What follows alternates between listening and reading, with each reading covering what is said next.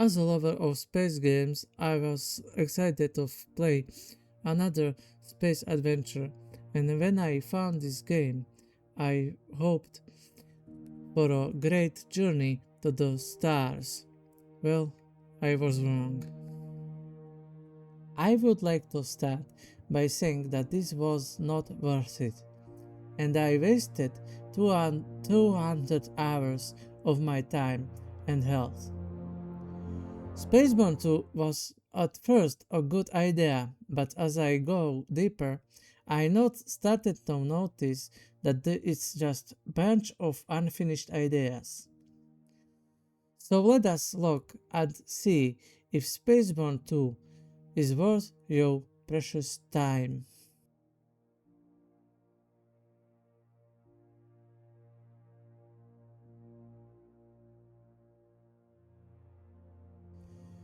Let's start with the prologue. This is the most polished part of the game and shows all main gameplay mechanics. In this game, you can fully control your character at the start of the game. You get a little cutscene, and then you get a control of your character, and you are given your first mission.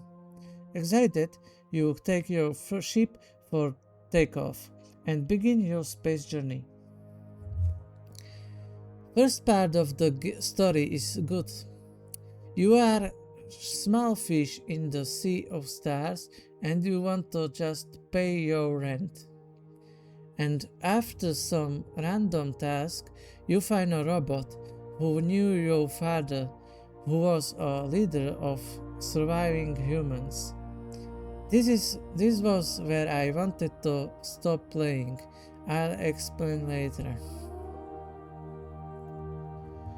So the robot tells you that you need better equipment and you should go to one of the guilds.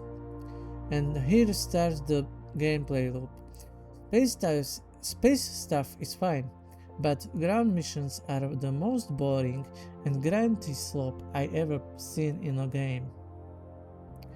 You have a few types of missions for ground and space.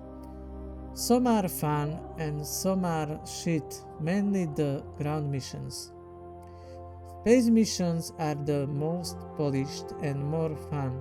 Let's talk about main points of the game. Space missions, mining and ground missions, faction management, and the main story. Let's start with space missions. These missions are best in the game. I enjoyed the most freelancer and brotherhood missions. And space exploration got better from early access. So let's talk about guilds. At guilds you get better equipment and at higher ranks. These are Freelancer Guild, Miners Guild, Exploration Guild, and there are some hidden ones for you. Okay? Now you can unlock Brotherhood Guild. That's the best one in my opinion.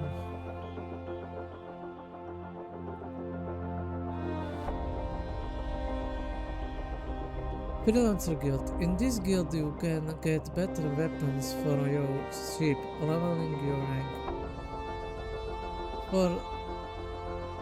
By doing stuff like destroying stations of pirates or guarding miners or hunting enemy ships. Oh, I almost forgot about the Bounty Hunter Guild. It's more focused on space hunts. It's more space combat focused. You hunt mini bosses, but it's not fun because the rewards are bad. And bosses are repetitive, and some use stealth and vanish, and are bother to defeat.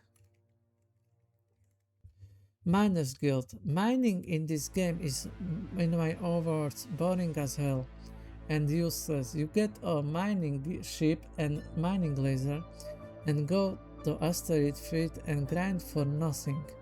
Ores are just not profitable enough, and mining itself is mechanically too long and grindy. and if you use the ship drone, does not work that well. And for more rare materials, you must mine by hand. I didn't like this, so I just skipped the whole thing, so I don't go mad. I forgot to mention that to rank up, do contracts to get XP. Mining alone isn't enough to get a level. I would use mining to level up exploration and get away quickly. Mercenary Guild, the only guild you do just for better guns. I hated these missions so much, they are so repetitive, with no fun aspect. You take a task, land on planet, shoot some mercs and get either hacking tower defense or a village raid.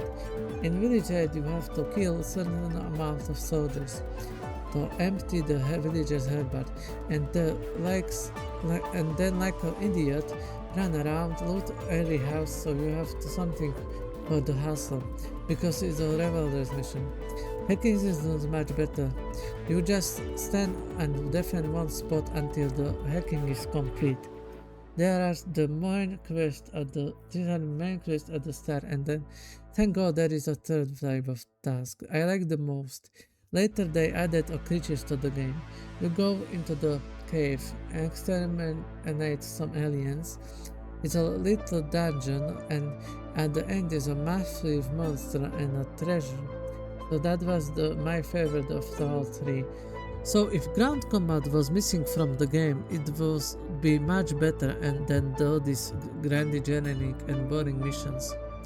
So as for the combat itself, after the latest update it's still little better, but AI is still dumb and predictable, and the graphics do not help much either. Brotherhood Guild. For getting into this guild you must be recognized by the members.